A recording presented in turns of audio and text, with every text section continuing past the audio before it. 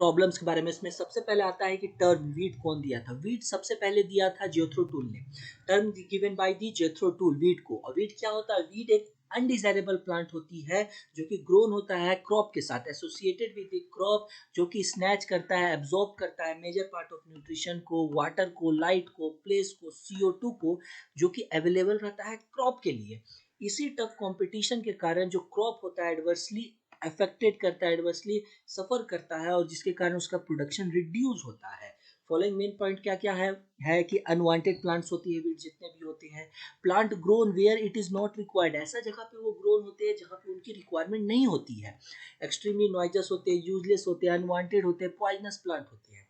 Any plant, कोई भी ऐसा प्लांट और वेजिटेशन एक्सक्लूडिंग फंगी, फंगी को छोड़ के, जो इंटरफेयर करता है ऑब्जेक्टिव और रिक्वायरमेंट पीपल का। ऑब्जेक्टिव और रिक्वायरमेंट क्या? उनका रिक्वायरमेंट, जैसे ऑब्जेक्टिव उनका यील्ड लेना या प्रोडक्शन लेना, किसी भी से इंटरफेयर करता है तो उसे हम लोग वीट बोलते हैं। तो thus weed may be defined as unwanted और अनडिजायरेबल प्लांट विच इंटरफेयर, जो कि इंटरफेयर करता है ह्यूमन का utilisation of land and water resource and adversely affect the human welfare. Criteria to be weed क्या होता है? Criteria of to be weed, weed के लिए क्या क्या हो सकता है क्राइटेरिया? वेदर प्लांट वीट है कि नहीं, और किस किस चीज पे डिपेंडेंट करता है। सबसे पहले कैरेक्टरिस्टिक और habitat of the plant. Characteristic, characteristic और हैबिटेट मतलब उसकी विशेषताएं और उसके हैबिटेट, किस जगह पे वो है। रिलेटिव पोजीशन मतलब उसकी जगह स्थिति। जैसे कोई वीट प्लांट है, वीट प्लांट पे अगर कोई राइस ग्रोन हो जाता है तो उसका वो जगह नहीं है। राइस वो ग्रोन हो गया राइस के प्लांट में ही, अगर राइस के फील्ड में ही अगर राइस ग्रोन होता है तब उसका वो जगह है। तो अगर रिलेटिव पोजीशन वो अपने सही जगह पे नहीं है तब होगा time of occurrence of plant. सही समय पे, सही जगह पे और सही चीज के लिए अगर वो नहीं है तो वो होगा हमारा वीट, राइट, तब वो कहलाएगा वीट। तो वीट हो सकता है देयर फॉर ऑल प्लांट्स में become wheat in a particular situation. तो हर प्लांट वीट हो सकता है, जितने भी प्लांट है सब वीट हो सकते हैं अपने कुछ कुछ सिचुएशन में। फिर क्लासिफिकेशन ऑफ वीट आता है। वीट क्या आता है? On the basis of site of predominance, कहाँ पे वो मौजूद रहते हैं, इस हिसाब से अगर हमको देखना है कि वीट क्या क्या होती है। तो सबसे पहले तो ऑब्लिगेट वीट। ऑब्लिगेट वीट ऐसा वीट होता है जो एसोसिएटेड रहता है ह्यूमन के साथ में और एग्रीकल्चर के साथ में, मतलब कि वो एग्रीकल्चर फील्ड के आसपास में नजर आता है। तो वैसे वीट को ऑब्लिगेट वीट बोलते हैं, जो कि होता है चिनोपोडियम एनागेलिस। और फैकल्टेटिव वीट ऐसा वीट होता है जो कि वाइल्ड फॉर्म में भी नजर आता है और कल्टीवेटेड हैबिटेट में भी नजर आता है। मतलब वो एग्रीकल्चर लैंड में भी नजर आएगा, साथ में आपको जंगल में भी नजर आएगा, रोड में भी नजर आएगा, हर जगह नजर आएगा।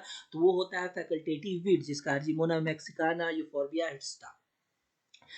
फिर आता है on the basis of dependent upon host. Host पे डिपेंडेंट करने के बाद कौन कौन सी होती है वीट। तो टोटल पैरासाइट वीट, जो टोटल पैरासाइट वीट होते हैं जिसको हॉलो रूट पैरासाइट भी बोलते हैं, जो ऑरोबेंच होती है। उसके बाद टोटल स्टेम पैरासाइट जिसको कुस्कुटा बोलते हैं। सेमी रूट पैरासाइट स्ट्रिगा होती है। सेमी स्टेम पैरासाइट जिसको लोरेंथस बोलते हैं। फिर on the basis of botanical और मॉर्फोलॉजिकल कैरेक्टर, मॉर्फोलॉजिकल कैरेक्टर और बोटेनिकल के हिसाब से अगर देखें तो वीट कितने टाइप की होती है? एक तो होती है ग्रासेस। ग्रासेस में होती है जैसे सिलेंड्रिकल एंड हॉलो स्टेम, इसके स्टेम सिलेंड्रिकल होंगे, हॉलो स्टेम होंगे।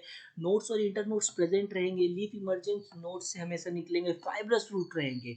फाइब्रस रूट और टैप रूट, जिसको नहीं पता उनको बता दे। फाइब्रस रूट होता है कि एक रूट है उसे बहुत सारा वहीं से निकल रहा है, मतलब बहुत सारे उसमें रूट निकल रहे हैं। लेकिन जो टैप रूट होते हैं एक सिंगल रूट रहते हैं, प्राइमरी रूट, उसमें सेकेंडरी रूट निकलते हैं, फिर टर्सरी रूट निकलते हैं। तो ऐसे रूट रहते हैं। तो फाइब्रस रूट सिस्टम ग्रासेस में रहते हैं, ग्रामिनी फैमिली में बिलोंग करता है। एग्जांपल होता है echinochloa, phalaris etcetera. Most of the weeds belong to this group, ज्यादातर ग्रुप बिलोंग करती है ग्रासेस फैमिली से, ग्रामिनी फैमिली से। फिर आती है सेजेस। सेजेस क्या होता है? ट्रायंगुलर स्टेम होते हैं, उसमें नोट्स नहीं रहते, वेरी लेस इंटर नोट्स रहते हैं, एंड लीफ टॉप में रहते हैं। जनरली साइपरेसी फैमिली से होते हैं। नो ब्रांचेस रहते हैं, यूजुअली 3 लीव्स टॉप में रहते हैं। पीच प्रेजेंट रहता है जैसे साइप्रस। साइप्रस रोडेंडस में जैसे कि रहता है कि यहाँ पे रहता है ऊपर में लीफ रहते हैं, नोट्स इंटर नोट्स नहीं रहते, इसमें इंटर नोट्स रहते हैं, बहुत कम रहेंगे। तो ये होती है सेजेस में। ब्रॉड लीफ, ऐसा लीफ जो ब्रॉड लीफ होता है अल्टरनेटली अरेंज रहता है। कोई भी स्टेम रहेगा तो उसमें अल्टरनेटली कुछ इस टाइप के अरेंज रहेंगे, अल्टरनेटली अरेंज रहेंगे लीफ में। और सिलेंड्रिकल स्टेम होती है, यूजुअली टैप रूट सिस्टम होता है, इसमें रूट टैप रूट सिस्टम होगा। All dicot weeds like camelina, chenopodium album, सारा डाइकोट बीट जितने भी होते हैं वो सब होते हैं ब्रॉड लीफ। और जो मोनोकोट होते हैं इसमें आते हैं। ग्रासेस या सेज में, लेकिन जितने भी डाइकोट आएंगे वो आएंगे ब्रॉड लीफ के अंदर। On the basis off season के हिसाब से खरीफ सीजन और रबी सीजन। खरीफ सीजन में होता है amaranthus viridis, boerhavia diffusa, cassia occidentalis, cyperus rotundus, euphorbia थाइमेरोइड, यूफोर्बिया ड्राइकुनकुनाइड, ट्राइफेरिया आर्बेंसिस, धतूरा फेस्टोसा। रबी में होता है anagallis arvensis, argemone mexicana, convolvulus arvensis, chenopodium album, desmodium, trifolium, cuscuta reflexa, asphodelus, टेन्यूस फ्लोरस। फिर आता है अदर, कैसे कैसे होती है अदर, कुछ बेसिस पे रिलेटिव वीट। रिलेटिव वीट किसको बोलेंगे? रिलेटिव वीट जो रिलेटिव पोजीशन पे नहीं रहता है, जैसे कि राइस अगर हो जाता है वीट के फील्ड में तो वो अपने वो सही जगह पे नहीं है, सही जगह पे नहीं है तो उसे रिलेटिव वीट बोलेंगे। एब्सोल्यूट वीट जो शो करता है ड्यू टू इट्स कैरेक्टरिस्टिक के कारण, मतलब वो पूरा वीट का कैरेक्टरिस्टिक को शो कर रहा है, मींस वो न्यूट्रिशन एब्जॉर्ब कर रहा है, ज़्यादा क्रॉप को कंपटीशन कर रहा है, ऐसा जो एब्सोल्यूट पूरी तरह से वीट हो उसको एब्सोल्यूट वीट बोलेंगे। रोग्यू क्या होता है? जो of type crop variety in the field of certain crop variety. अगर वेराइटी में चेंजेस हो, वीट की अगर हम कोई वेराइटी लगाया है, उसी का अगर दूसरा कोई वेराइटी अगर फील्ड में ग्रोन हो जाता है तब उसे बोलेंगे रोग्यू। मिमिक्री वीट क्या होता है? ऐसा वीट होता है जिसको पहचानना काफी मुश्किल होता है, जैसे फेलेरिस जो होता है वीट फील्ड में, खासकर उसके इनिशियल समय पे उसको पहचानना काफी मुश्किल होता है। जब वो बड़ा हो जाता है, ग्रोथ हो जाता है, तब उसको अगर हम लोग पहचान पाते हैं, डिटेक्ट कर पाते हैं, तो ऐसा वीट को बोलेंगे मिमिक्री वीट, जो बिल्कुल अपने क्रॉप के टाइप के लगता है। फिर वॉलेंट्री बीट क्या होते हैं? वॉलेंट्री बीट ऐसा बीट को बोला जाता है जो कि ग्रोन होता है फॉलन सीड ऑफ प्रीवियस और preceding crop in the field. जो पहले क्रॉप लगा हुआ था उस क्रॉप के सीड से, उस क्रॉप के कारण अगर कोई वीट ग्रोन हो रहा है अभी फील्ड में, तो वैसा बीट को बोलेंगे वॉलेंट्री, जो कि पुराना क्रॉप से वॉलेंट्री होके ग्रोन हो रहा है। नॉक्सियस बीट, ऐसे तो बीट तो सारा नॉक्सियस बीट होता है, लेकिन सच beats are declare undesirable, extremely नॉइजियस और पॉइजनस बाय द लॉ, जैसे पार्थेनियम। ज्यादातर जो बहुत ज़्यादा पॉइजनस वीट होता है वैसे वीट को हम लोग नॉइजियस वीट बोलते हैं। फिर क्रॉप वीट कंपटीशन। वीट क्या में क्या क्या ऐसा क्वालिटी रहता है जिसके कारण वो ज़्यादा से ज़्यादा कंपटीशन दे पाता है क्रॉप को? तो वीट क्या होता है? वीट एक नेचुरली ग्रोइंग प्लांट होता है, नेचुरली ग्रोन हो जाता है कहीं पे भी, which are able to extract nutrition को एक्सट्रैक्ट कर सकता है, वाटर को एक्सट्रैक्ट कर सकता है, और लाइट को भी हार्वेस्ट कर सकता है। ऐसा चीज़ होता है वीट। ये ग्रोइंग प्लांट होता है। Leaf area index in a growing plants, अगर कोई ग्रोइंग प्लांट है उसमें लीफ एरिया इंडेक्स और रूट डेंसिटी इंक्रीजेस होता है, तो mutual interference in the utilisation of growth factors, तो ग्रोथ फैक्टर में इंटरफेरेंस हो जाता है, म्यूचुअली दोनों को बराबर का इंटरफेरेंस होने लगता है अगर कोई ग्रोइंग प्लांट में लीफ एरिया इंडेक्स और रूट डेंसिटी इंक्रीजेस होते जाता है। जैसे जैसे रूट अगर बढ़ते जाएगा तो वो ज़्यादा से ज़्यादा न्यूट्रिशन एब्जॉर्ब करना चाहेगा, ज़्यादा से ज़्यादा करना चाहेगा, लीफ ज़्यादा हो जाएगा तो लाइट को ज़्यादा से ज़्यादा वो हार्वेस्ट करना चाहेगा। The population of wheat crosses over the threshold level increases, the competition for growth path resulting in reduction of the crop production। अगर जैसे जैसे एक थ्रेशोल्ड लेवल, एक लेवल तक अगर कोई वीट ग्रोन होता है तब प्रॉब्लम नहीं होता है, लेकिन अगर वो अपने थ्रेशोल्ड लेवल को फील्ड में वो ज़्यादा इंक्रीजेस हो जाए, मतलब वो ज़्यादा ग्रोन हो जाए, तब वो कंपटीशन देने लगता है ज़्यादा ज़्यादा क्रॉप को, और उस क्रॉप को कंपटीशन देता है जिसके कारण क्रॉप का प्रोडक्शन कम हो जाता है। तो वो अगर वो थ्रेशोल्ड लेवल से कम है तो उसमें वो ज़्यादा प्रॉब्लमेटिक नहीं होगा, प्रोडक्शन कम नहीं होगा क्रॉप का। हर क्रॉप के लिए अलग अलग थ्रेशोल्ड लेवल होती है, हर वीट अलग अलग थ्रेशोल्ड लेवल में होता है। जैसे the wheat and the crop compete for such common growth factor whose availability is less। In normal cases wheat compete with the crop mainly for nutrition, water, light, place and CO2, but in some instant wheat show the allopathic effect on the crop। Generally wheat क्या होती है? Wheat competition करता है light के लिए, nutrition के लिए, water के लिए, प्लेस के लिए, CO2 के लिए। लेकिन कोई कोई वीट ऐसा होते हैं जो कि वो कंपटीशन के साथ साथ एलोपैथिक इफेक्ट भी छोड़ते हैं, ऐसा केमिकल छोड़ते हैं जिनके कारण क्रॉप को वो हार्मफुल भी करते हैं। तो ऐसा वीट के लिए काफ़ी प्रॉब्लमेटिक हो जाता है क्रॉप के लिए ऐसा वीट में। न्यूट्रिशन के लिए, न्यूट्रिशन क्या होता है? नेचुरली ग्रोइंग वीड्स एब्जॉर्ब मोर न्यूट्रिशन, ज़्यादा से ज़्यादा ग्रोइंग वीड्स होते हैं एब्जॉर्ब ज़्यादा न्यूट्रिशन करता है सॉइल से, क्रॉप के मुताबिक। ऐसा क्यों कर पाते हैं? क्योंकि उनकी जो लाइफ साइकिल होती है, जितनी भी वीट होते हैं मेजोरिटी वो annual weeds complete it's life cycle 50 to 60 days में। यहाँ के क्रॉप होते हैं, क्रॉप हमेशा 100 से 130 डेज तक में अपनी लाइफ साइकिल को कंप्लीट कर पाते हैं, जिसके कारण जो होती है कि जो न्यूट्रिशन होती है वो ज़्यादा से ज़्यादा एब्जॉर्ब और जल्दी एब्जॉर्ब कर पाते हैं वीट को, वीट ज़्यादा से ज़्यादा और जल्दी एब्जॉर्ब कर पाते हैं। इन्हें एक्सपेरिमेंटली ये प्रूव किया गया है, जहाँ पे राइस को, हाईली इन्फेस्टेड राइस को लगा दिया गया था, और वहाँ पे काइनोक्लोआ को लगाया गया, जिसमें पता चला कि काइनोक्लोआ 60 से 80% जो अवेलेबल नाइट्रोजन है खुद ब खुद एब्जॉर्ब कर लिया।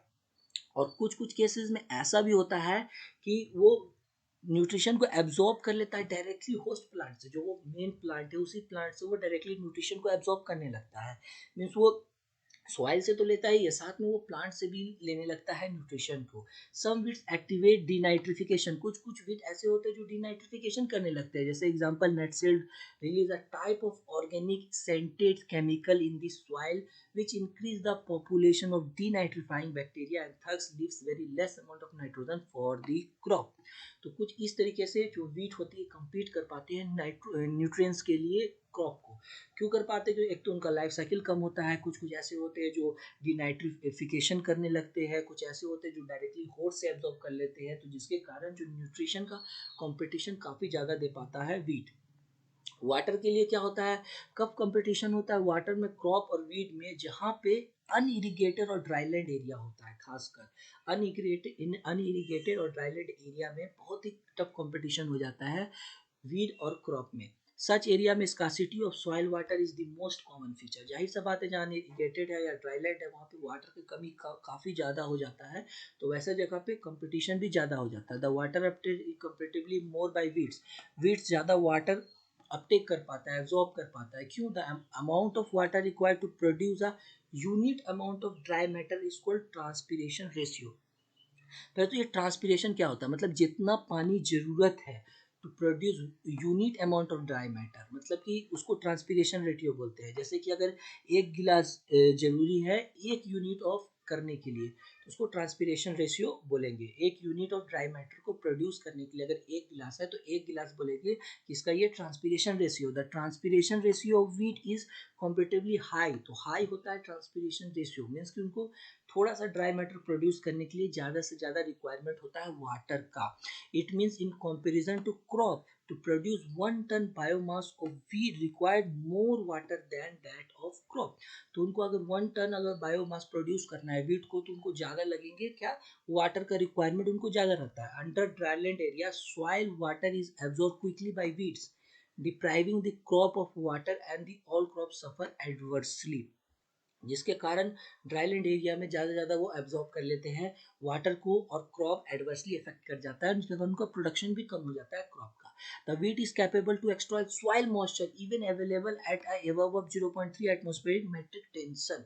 जो वीट होता है एक्सट्रैक्ट कर लेता है सॉइल मॉइस्चर को अगर even available at 0.3 atmospheric metric tension में। Therefore weed thrives well at permanent wilting point of the crop, मतलब कि वो परमानेंट बिल्टिंग पॉइंट में भी आराम से कम पानी में भी सर्वाइव कर लेता है, क्योंकि वो ज़्यादा ज़्यादा एब्जॉर्ब करने का उसमें क्षमता रहता है। द ट्रांसपिरेशन रेशियो ऑफ, जैसे ट्रांसपिरेशन रेशियो क्या है, ट्रांसपिरेशन ऑफ साइनोडा डेक्टोलॉन इज अराउंड 8, जैसे 813 है कंपेयर टू 450 बाजरा का है, 430 सोरगम का है, तो लगभग दुगना हो जाता है ट्रांसपिरेशन रेशियो क्रॉप के मुताबिक वीट्स का। जैसे साइनोडॉन डेक्टोलॉन का 813 है। Amaranthus depletes water from deep soil layer and maintain its higher leaves water potential and turgor potential than cotton throughout of the growth period। मतलब कि एमेरेंथस का यहाँ पे हुआ है कि depletes water from deep soil layer, वो डीप सॉइल लेयर से भी वाटर को ले लेता है, जो मेंटेन करता है हायर लीफ वाटर उसको टर्गर प्रेशर में, लीफ वाटर पोटेंशियल में कॉटन के मुताबिक, जिसके कारण वो पूरे ग्रोथ पीरियड में वो ज़्यादा ज़्यादा वाटर ले पाता है। वाटर हियासिंथ का फिर यहाँ पे आता है कि वो ट्रांसपायर करता है 140 से 170 more water in comparison to the normal evaporation from the open water surface। Therefore, weed control is almost important in dryland और बरानी एग्रीकल्चर। तो ऐसा जगह पे ड्राईलैंड एग्रीकल्चर जहाँ पे होता है वहाँ पे वीट को कंट्रोल करना काफ़ी मुश्किल है और काफ़ी इंपॉर्टेंट भी है, क्योंकि वो ज़्यादा से ज़्यादा वाटर एब्जॉर्ब करता है। क्यों ज़्यादा से ज़्यादा वाटर एब्जॉर्ब करता है? क्योंकि उसका ट्रांसपिरेशन रेशियो हाइयर रहता है। न्यूट्रिशन क्यों करता है? क्योंकि उसका लाइफ कम रहता है, लाइफ कम रहता है, इसी कारण वो ज़्यादा ज़्यादा न्यूट्रिशन ले पाता है, ज़्यादा होट से न्यूट्रिशन ले लेता है। लेकिन और वाटर क्यों करता है? वाटर उसका ट्रांसपिरेशन रेशियो हाई रहता है। अब लाइट का बात करें तो लाइट के the vast growing and rapid biomass production of weed causes shading and smothering effect on associated of the crowd. Vast growth होता है, रैपिड बायोमास प्रोडक्शन करता है वीट का, जल्दी जल्दी वो ग्रोन हो जाता है, जो कि काउस करता है शेडिंग और स्मूदरिंग इफेक्ट करता है क्रॉप में। Majority of the photosynthesis active radiation PAR, photosynthesis active radiation जो कि होती है 450 से 700 तक जो कि रहती है photosynthetic active radiation is harvested by weed which result in reducing photosynthetically in the crop. Photosynthesis कम होने लगते हैं क्योंकि ज़्यादा ज़्यादा वाट लाइट का जो है वो ले लेते हैं वीट। अगर ज़्यादा ज़्यादा वीट लाइट ले लेंगे तो क्रॉप के लिए लाइट कम पड़ जाता है क्योंकि वो ज़्यादा ज़्यादा ग्रोन होते हैं, ज़्यादा ग्रोन हो जाते हैं, उसको कभी ढक देते हैं, शेडिंग इफेक्ट ला देते हैं, स्मूथली इफेक्ट ला देते हैं, जिसके कारण वो नहीं ले पाता है। जैसे thus it reduce the life of the smothering and shaded crop. जितने भी शेडेड क्रॉप है उसका लाइफ साइकिल को घटका तो जितने भी शेडेड क्रॉप है जो भी वीट के द्वारा शेडेड हो जाते हैं उनके लाइफ साइकिल को वो घटा देता है आराम से। इन दी ग्राउंड नट, अब जैसे ग्राउंड नट में होता है वीट होता है, एक होता है जिसका नाम है celosia argentea and amaranthus viridis causes shading effect and interfere in harvesting of light. It is reported that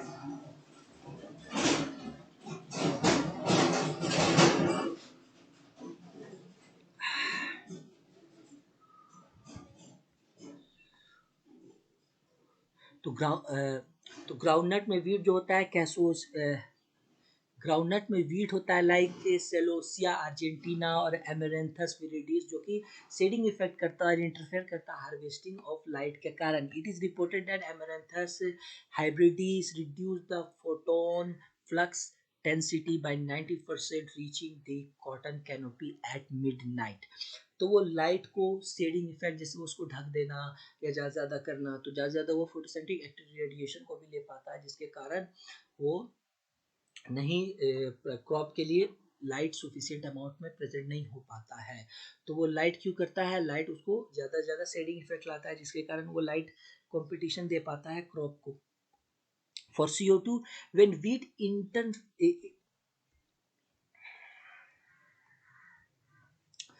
when wheat infestation is more, competition for CO2 may set in.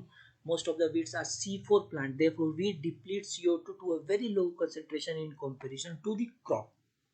ज़्यादा ज़्यादा वीट होती है वो C4 प्लांट होती है, क्योंकि ज़्यादा infestation, ज़्यादा वीट जल्दी ग्रोन हो जाता है तो उनका इन्फेस्टेशन भी ज़्यादा होता है, ज़्यादा ज़्यादा फैला हुआ रहता है, तो CO2 का कंपटीशन उसमें ज़्यादा हो जाता है। ज़्यादा ज़्यादा प्लांट जो वीट होते हैं C4 प्लांट होते हैं, तो वीट डिप्लीट करता है CO2 ज़्यादा लो कंसेंट्रेशन में क्रॉप के मुताबिक में। और एलोपैथिक इफेक्ट, कुछ वीट ऐसे होते हैं जो रिलीज करते हैं कुछ केमिकल विच एलोपैथिक इफेक्ट जो कि क्रॉप में छोड़ता है। सच वीट का जैसे आर्गो पायरोन रेपेंस होता है, सोरगम हेलेफेंस होता है, लैंटेना कैमरेना होता है, एब्यूटिलॉन होता है, और साइप्रस रोटेंडस होता है, यूफोर्बिया मैक्यूलेटा, एम्ब्रोसिया, ये सब जितने भी होते हैं ऐसा कुछ ये सब वीड है जो कि एलोपैथिक इफेक्ट छोड़ते हैं, मतलब कुछ ऐसा केमिकल छोड़ते हैं जो कि हार्मफुल इफेक्ट पहुंचाता है क्रॉप को। The extract from the rhizobium of ambrosia reduce germination and seedling growth of several crops like wheat, oats, tomato, lucerne. Excluded of root of wild oats at 2 to 4 leaf stage are toxic to wheat crop. The extract from arbutilon decreases water status of soybean and this induced water shortage in soybean leads to the stomatal closure and breaking down of chlorophyll. जैसे कि आर्ब्यूटिलॉन क्या करता है, decrease कर देता है water status को, जिसके कारण शॉर्टेज होता है सोयाबीन में वाटर स्टेटस, जिसके कारण उसका लीफ में स्टोमेटल क्लोजिंग हो जाता है, जिसके कारण क्लोरोफिल नहीं बन पाता है ज़्यादा। तो कुछ कुछ ऐसा प्रोसेस होता है, ऐसे ऐसे वीड होते हैं जो एलोपैथिक इफेक्ट छोड़ते हैं, जिसके कारण प्रोडक्शन जो होती है क्रॉप की डिक्रीज हो जाती है। The critical period for crop wheat competition is around 30 days. Critical period क्या होता है क्रॉप और वीट का, 30 डेज होता है for the most of the crop, मतलब स्टार्टिंग के 30 दिन ज़्यादा से ज़्यादा क्रिटिकल स्टेज होती है कोई भी क्रॉप और वीट के कंपटीशन के लिए। The average annual loss due to the weed is 30 to 40% in different crop. Average annual loss 30 to 40% होती है। The rapid and vast growth of the crop reduce the length of this critical period. Such crop are sorghum, soybean, sunflower and cowpea, etc. The length of the critical period for dwarf variety is shorter and for taller traditional variety is longer. Length जो होता है critical period की shorter plant का कम होता है, लेकिन जो taller plant होता है उनकी ज़्यादा होता है। एनुअल जो लॉसेस होती है हमारा वो 30 to 40% हो जाता है केवल और केवल वीट के कारण। ये भी एक कारण है क्योंकि इंडिया में हम लोग सबसे ज़्यादा यूज़ क्या करते हैं, यूज़ करते हैं इंसेक्टिसाइड, पेस्टिसाइड, ये सब वीट को, हर्बिसाइड्स को सबसे कम यूज़ करते हैं। लेकिन इन कंपैरिजन टू वर्ल्ड के देखें तो वर्ल्ड में उन लोग सबसे ज़्यादा हर्बिसाइड यूज़ करता है, उसके बाद उन लोग पेस्टिसाइड और इंसेक्टिसाइड में जाता है। तो ये भी कारण है जिसके कारण हम लोग सबसे लॉसेज जो होता है वीट के कारण 30 से 40% हो जाता है हम लोग का। तो ये कुछ था क्रॉप वीट कंपटीशन का, कि क्रॉप एलोपैथिक इफेक्ट छोड़ती है। एलोपैथिक इफेक्ट के कारण होता है CO2 क्यों कर पाता है, क्योंकि C4 प्लांट रहता है जनरली, तो CO2 डिप्लीज करता है। लो कंसंट्रेशन में लाइट क्यों करता है, क्योंकि वो ज़्यादा ज़्यादा शेडिंग इफेक्ट करता है, प्लांट को ढक देता है, जिसके कारण वो ज़्यादा ज़्यादा फोटोसिंथेसिस एक्टिव रेडिएशन जो होता है वो ज़्यादा ज़्यादा रेडिएशन ले पाता है। फिर आता है कि वाटर, वाटर क्यों कर पाता है, वाटर इसलिए कर सकता है क्योंकि उसका मोर ट्रांसपीरेशन रेशियो होता है, जिसके कारण उसे ज़्यादा पानी चाहिए रहता है 1 unit of dry matter produce करने के लिए। फिर वो आता है कि न्यूट्रिशन क्यों कर पाता है, न्यूट्रिशन ज़्यादा से ज़्यादा एब्जॉर्ब इसीलिए कर पाता है क्योंकि उनको लाइफ साइकिल कम होता है, इसीलिए क्रिटिकल स्टेज भी होता है वो स्टार्टिंग के कुछ दिन में होता है, 30 डेज तक में होता है क्रॉप और वीट के कॉम्पिटिशन के लिए। फिर कैरेक्टरिस्टिक ऑफ वीट, वीट का क्या क्या कैरेक्टरिस्टिक होता है, विशेषताएं क्या होती है, विशेषताएं वीट का क्या क्या खासियत है। वीट क्या होता है, tribes even under adverse condition, किसी भी एडवर्स कंडीशन में वो आराम से ग्रोन हो सकता है, स्प्रेड वेजिटेबली भी स्प्रेड हो सकता है, रीजनरेट अपना लॉस्ट पार्ट को तुरंत जनरेट कर सकता है, compete with cultural cultivated plant के साथ, क्रॉप के साथ कम्पीट करते लगता है, produce enormous number of seed, बहुत ज़्यादा सीड वो प्रोड्यूस करता है, it's seed remain viable for many year, उनके सीड वाइबल रहते हैं, जीवित रहते हैं बहुत सालों के लिए।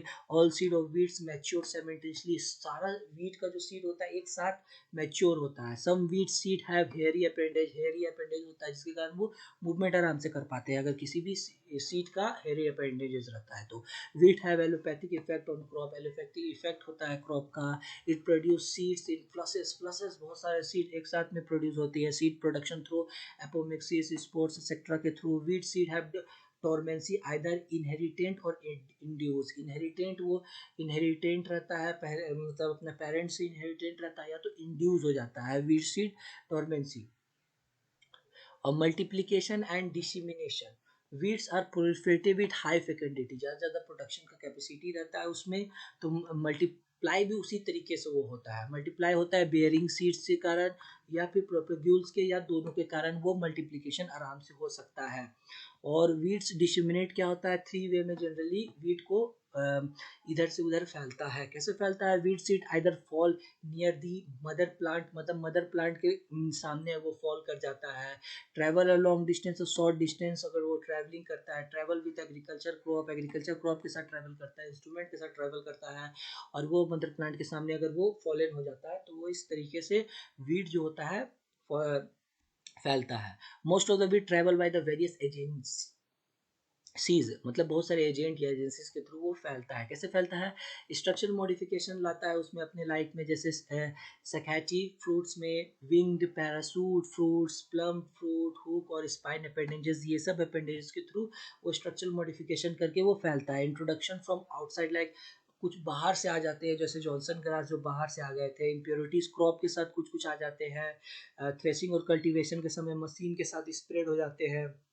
मैन्यूवरिंग, कोई फार्म यार्ड मैन्योर, जैसे कोई मैन्योर डाल रहे हैं उसमें अगर सीड मिक्सिंग रहा तब वो उसी तरीके से वो फैल जाते हैं डिकम्पोज मटेरियल से। हवा से फैलते हैं, वाटर से फैलते हैं, इरिगेशन से फैलते हैं, एनिमल के थ्रू फैलते हैं, ह्यूमन एक्टिविटी के थ्रू फैलते हैं। तो ये सब कुछ प्रोसेस रहता है, ये सब कुछ एजेंट रहते हैं जिनके थ्रू वीट फैलते हैं एक जगह से दूसरी जगह पे। फिर वीट कंट्रोल, वीट कंट्रोल किस तरीके से होता है, वीट दो तरीके से कंट्रोल हो सकता है। एक होता है प्रिवेंटिव मेथड, एक होता है क्रिएटिव मेथड। एक होता है कि हम लोग पहले ही वीट को प्रिवेंट कर ले, फैलने से बचाव कर ले, और दूसरा होता है क्यूरेटिव, अगर वो आ गया है तो उसको कैसे कैसे उसको रोके। सबसे पहले प्रिवेंटिव मेथड, प्रिवेंटिव मेथड दो टाइप का होता है, जैसे कि टाइम के हिसाब से, to prevent infestant period to the weed germination, weed के जर्मिनेशन से पहले ही उसको प्रिवेंट कर देना, पहले ही उसको बचा लेना, पहले ही उसको नहीं होने देना। स्पेस के थ्रू टू प्रिवेंट इंट्रोडक्शन और स्प्रेड ऑफ न्यू एरियाज, मतलब कि नए जगह पे जाने से उसको हम लोग को रोकना। न्यू रूल फॉलो अगर हम लोग करते हैं कि यहाँ से जाके चेकिंग करें, ये करें, तो नई जगह पे वो नहीं जा पाएगा। जैसे कुछ कुछ वीट होते हैं जो बाहर से आ जाते हैं, जैसे Congress grass. Prevent method has been following major, preventive method क्या क्या है, फॉलोइंग मेजर्स क्या क्या है इसके। सबसे पहला था crop management practices. Crop management practices करना चाहिए, use of vigorous and fast growing variety. Fast growing variety use करें, प्रॉपर प्लेसमेंट ऑफ फर्टिलाइजर का प्रॉपर प्लेसमेंट करें, बेटर बेटर इरिगेशन प्रैक्टिसेस करिए, प्रॉपर क्रॉप रोटेशन करना चाहिए, हायर प्लांट पॉपुलेशन देना चाहिए, effective prevention of weed seed production both in crop and non crop area. फिर use of weed free crop seed, following procedure है adopted, मतलब clearing और testing करना चाहिए, separating crop seed by separators के through separate कर देना चाहिए, एम्प्लॉइंग क्लीन एग्रीकल्चर इक्विपमेंट को यूज़ करना चाहिए, using well decompose weed free farm yard manure और कंपोस्ट को यूज करना चाहिए, adopting major to prevent carrying of weed seed and propagate. ये वो सेम है जो पीछे हम लोग अभी पढ़े। सीड सर्टिफिकेट प्रोवाइड करके उसको यूज़ करना चाहिए, सर्टिफिकेशन सीड को हमेशा यूज़ करना चाहिए, वीड लॉ के करना चाहिए, there is no weed law in India except Karnataka which declare parthenium hysterophorus as a noxious weed. तो वीड लॉ इंडिया में कहीं नहीं है, खाली एक स्टेट में वीड लॉ फॉलो होता है जिसका नाम है कर्नाटका, जो कि किस पे किया है, पार्थेनियम हिस्टोफोरस को किया है, जो कि नोएक्सियस वीड कहा है, और पूरे इंडिया में कहीं पे वीड पे कोई लॉ नहीं है। फिर आता है क्यूरेटिव और रेमेडिकल मेथड्स। सबसे पहले आप बचाव कैसे करेंगे, सबसे पहले इरेडिकेशन मेथड, इरेडिकेशन उसको डिस्ट्रॉय करना, डिस्ट्रॉय करना स्पेसीज को उसके इनिशियल स्टेज में, इंट्रोडक्शन से पहले और before it produce any propagules हो या इन्फोर्स इस रिजनरेटिव कैपेसिटी, अर्ली स्टेज में उसको डिस्ट्रॉय कर देंगे पहले ही। और डीजेनरेटिंग दी बरी dormant but viable seed bye fumigation, flooding, heating and other method. पहले तो डीजेनरेट कर देना, बरीड जला देना उसको, और जो भी वाइबल सीड बचा हुआ उसको फिमिगेट करना, उसको फिमिगेशन करना, फ्लडिंग कर देना, हीट देना, अदर अदर मेथड करके किसी भी तरीके से डिस्ट्रॉय करना, इरेडिकेट कर देना, या तो उसको जितने भी है उसको पहले पूरी तरह से डिस्ट्रॉय कर देना। फिर कंट्रोल मेथड, कंट्रोल मेथड में आता है कल्चरल, आता है बायोलॉजिकल, आता है केमिकल, आता है। कल्चरल मेथड में क्या होता है, मैकेनिकल और फिजिकल मेथड यूज करेंगे, क्रॉपिंग और कंपटीशन करेंगे इकोलॉजिकल मेथड्स के थ्रू।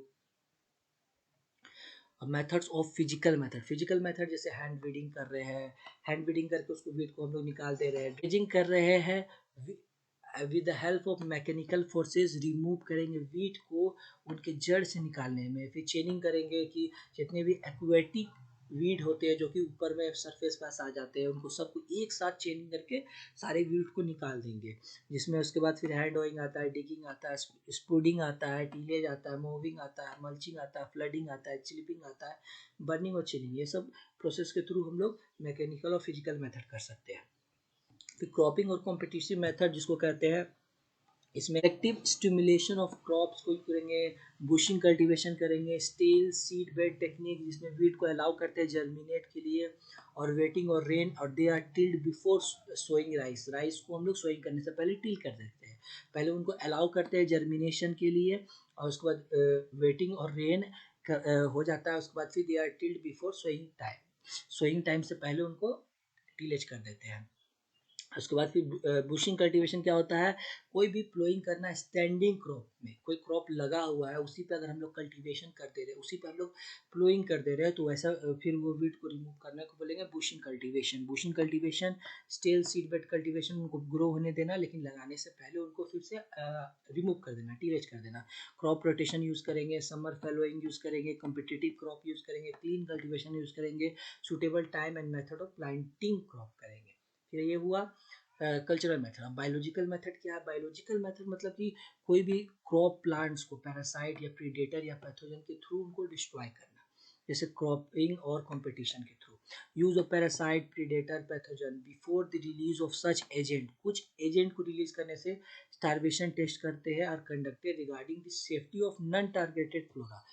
स्टारवेशन टेस्ट इसीलिए करते हैं कोई भी पैरासाइट, प्रीडेटर या पैथोजन को यूज करने से पहले कि वो वीट को डिस्ट्रॉय करे, इसीलिए कर देते हैं कि वो नॉन टारगेटेड, जैसे हमारा कोई टारगेटेड वीट है तो ठीक है कि वो टारगेटेड वीट को वो डिस्ट्रॉय कर रहा है, लेकिन कोई नॉन टारगेटेड फ्लोरा को वो डिस्टर्ब ना करे अपने एरिया में, स्पेसिफिक हैबिटेट में, इसीलिए उसको पहले स्टारवेशन टेस्ट करते हैं कोई भी बायोलॉजिकल मेथड यूज करने से पहले। इंसेक्ट जैसे कि फर्स्ट अटेम्प्ट हुआ था कंट्रोल वीट करने के लिए इंसेक्ट 1920 में, to control the lantana camara, lantana camara को अप्रिकली सर्व इंट्रोड्यूस इन हवाई आइसलैंड अराउंड 1860 में। ऑस्ट्रेलिया में लेंटेना कैमरा कंट्रोल किया गया था दो वीटल के थ्रू। वीटल का नाम क्या था, ऑक्टोटोमा स्कैब्री पेनिश एंड ब्रोप्लेटा गिराल्डी। तो दो को बीटल को यूज किया जाता था लैंटेना कैमरेना को हटाने की ऑस्ट्रेलिया में।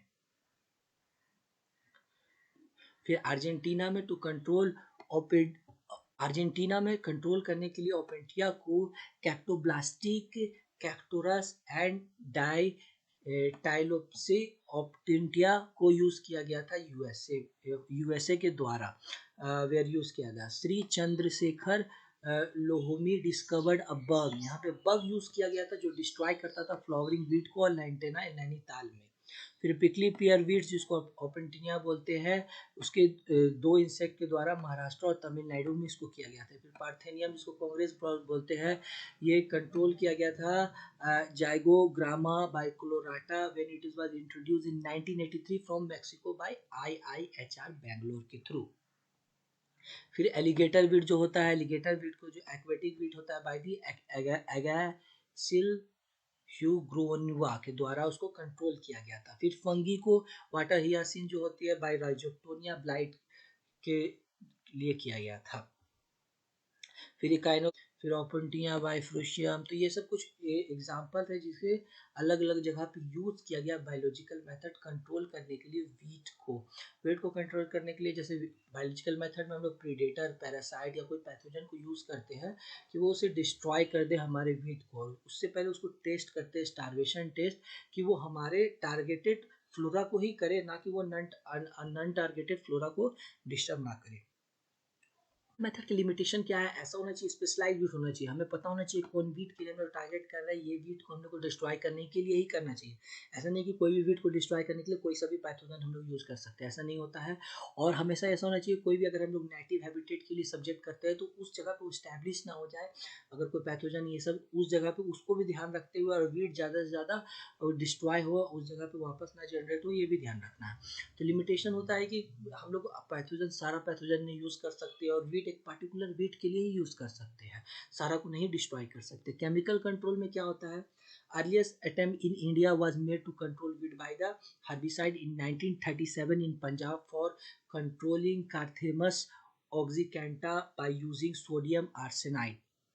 सोडियम आर्सेनाइड को यूज़ किया गया था पंजाब में 1937 में कंट्रोल करने के लिए कार्थेमम ऑक्सीकेंटा को।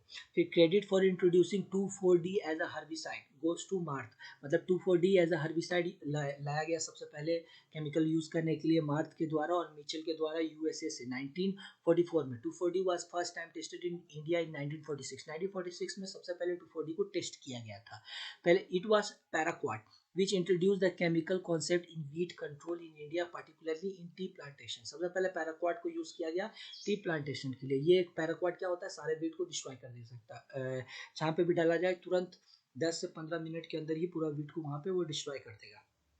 Maximum herbicide is used in tea and coffee because there are only ways to use herbicide। एक ही वे होता है यूज हर्बिसाइड करने के लिए। सबसे ज़्यादा हर्बिसाइड कहाँ यूज होता है? टी और कॉफ़ी में, इंडिया में खास करके टी और कॉफ़ी जहाँ प्लांटेशन होता है वहाँ पे सबसे ज़्यादा हर्बिसाइड यूज़ किया जाता है।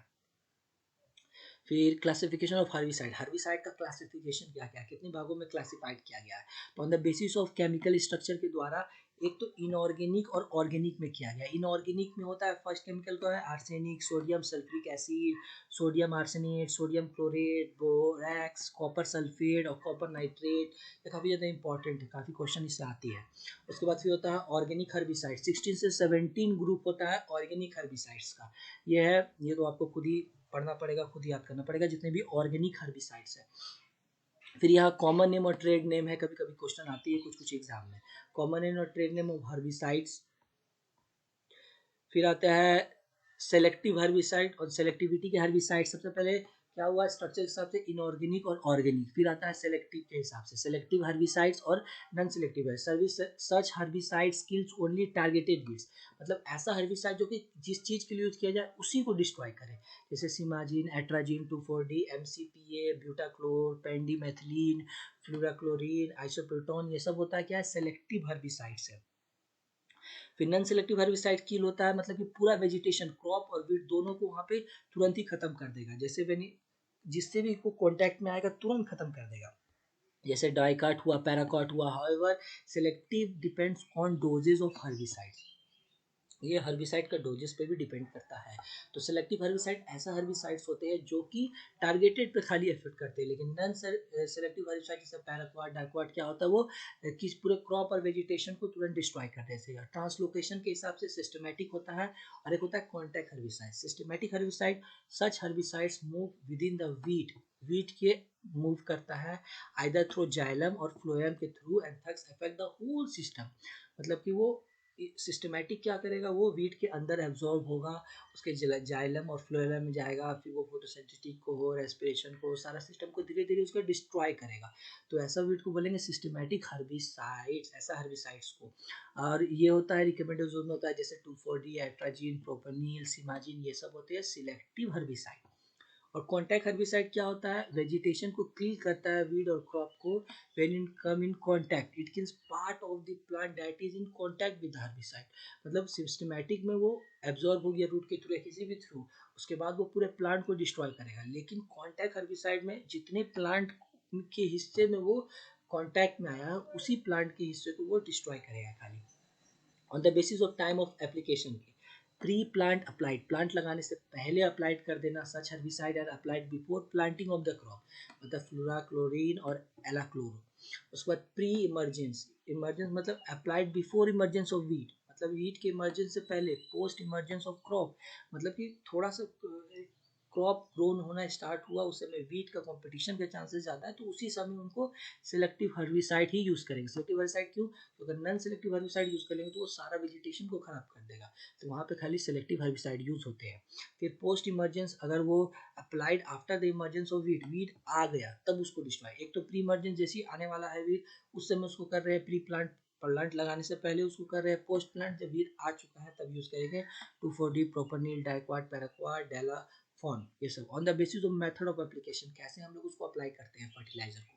तो हर्बिसाइड को कैसे करेंगे, फॉलिएज एप्लीकेशन, इट में भी आइदर कॉन्टैक्ट और ट्रांसलोकेशन। फॉलिएज मतलब कि वो उसके पार्ट्स में हम लोग डायरेक्टली एप्लीकेशन करेंगे। सॉइल अप्लाइड में यहाँ पे मिट्टी पे करेंगे। सिलेक्टिव नॉन सिलेक्टिव कुछ भी यूज़ कर सकते हैं। एक्वेटिक एप्लीकेशन, कॉपर सल्फेट या 2,4-D यूज़ कर सकते हैं, पानी में यूज़ कर सकते हैं, मिट्टी में यूज़ कर सकते हैं, फॉलिएज में यूज़ कर सकते हैं। सिनर्जेटिक इफेक्ट, सिनर्जेटिक इफेक्ट क्या होता है, ऐसा मतलब कि अगर दोनों क्रॉप को मतलब कि एक हर्बिसाइड है जो कुछ मतलब कि 10 तक वो हार्मफुल कर रहा है, दूसरा हर्बिसाइड वो भी 10 तक हार्मफुल कर रहा है, लेकिन अगर दोनों को साथ में यूज करे तो वो 25 तक हार्मफुल करेगा। तो ऐसा जो दोनों को मिला के लगाए तो उसका इफेक्ट ज़्यादा हो जाता है, तो उसको बोलेंगे सिनर्जेटिक इफेक्ट। और एंटागोस्टिक इफेक्ट क्या होता है, दोनों को करने से उसका इफेक्ट कम हो जाता है। अगर एक 10 का है दूसरा 10 का है, दोनों को मिला के करेंगे तो वो 15 दे रहा है, तो ऐसा करेंगे एंटागोस्टिक इफेक्ट। ये कॉर्न में यूज होता है, जैसे एट्राजीन और एरोफ्लोर दोनों को साथ में किया जाता है, तो सिनर्जेटिक इफेक्ट उसको पावर बढ़ाता है, दोनों को यूज करेंगे साथ में, दोनों को साथ में यूज करेंगे तो पावर कम हो जाता है, ये होता है antagonistic effect.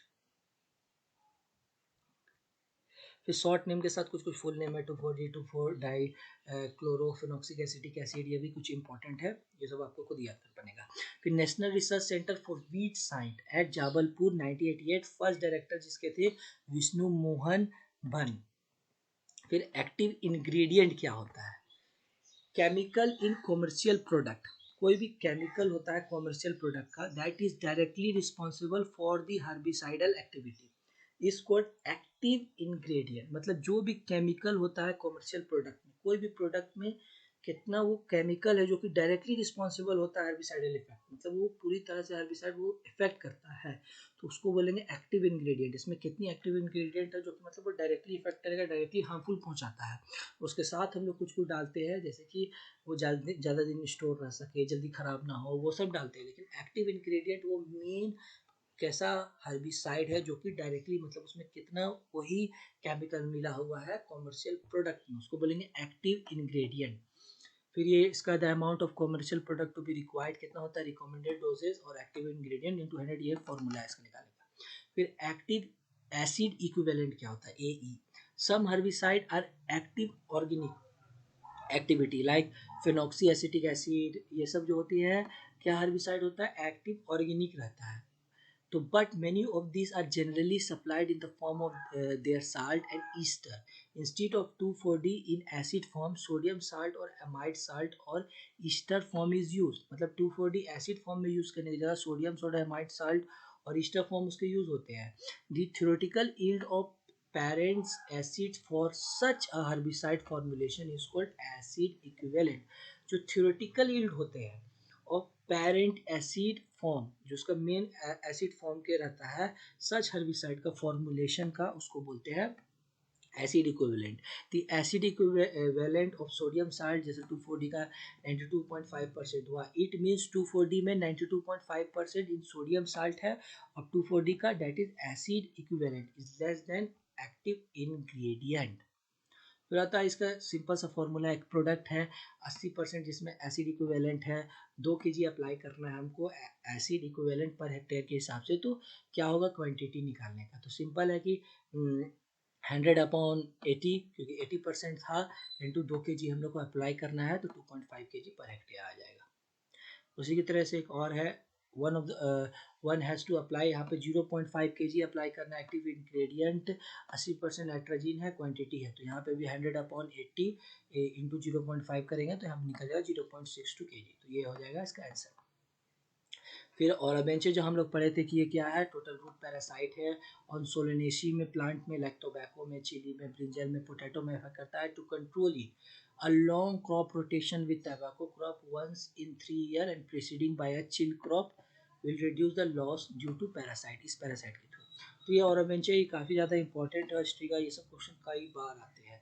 Total root parasite कौन सा है और बेंच तो स्टेम पे सेमी रूट पैरासाइट क्या है. तो यहाँ देखिए एस से स्टार्ट होता है हिस्ट्री का तो सेमी रूट पैरासाइट इतना है कि और बेंचे और हिस्ट्री का क्या है रूट पैरासाइट है. तो सेमी रूट पैरासाइट एस से स्टार्ट होता है तो याद रहेगा सेमी रूट पैरासाइट और ये टोटल रूट पैरासाइट. फिर herbicide for wheat control in different crop. Different crop का डिफरेंट डिफरेंट हर्बिसाइड यूज करते हैं. सारा हर्बिसाइड उसके डोजेज होती है टाइम ऑफ एप्लीकेशन होते हैं. तो ये आपको खुद ही याद करना पड़ेगा. ज़्यादा इंपॉर्टेंट भी नहीं है. ये नॉर्मली आता है एग्जाम में कि इसमें कौन सा हर्बिसाइड ये. बट ये हाँ एग्जाम के थ्रू जो नॉर्मल कंपटीशन एग्जाम में तो नहीं आता है बट ये नॉर्मल एग्जाम में आपके हेल्प करता है रिटर्न के लिए. और यहाँ पे कुछ कुछ इंपॉर्टेंट जैसे डीएस क्या होता है डे आफ्टर सोइंग होता है. पी क्या होता है प्री इमर्जेंस होता है. पीपीआई क्या होता है प्री प्लांट इनकॉर्पोरेशन होता है. डीएटी क्या होता है डेज आफ्टर ट्रांसप्लांटिंग होता है. पोस्ट इमर्जेंस होता है पीओई. इसी के साथ चैप्टर 10 खत्म होता है.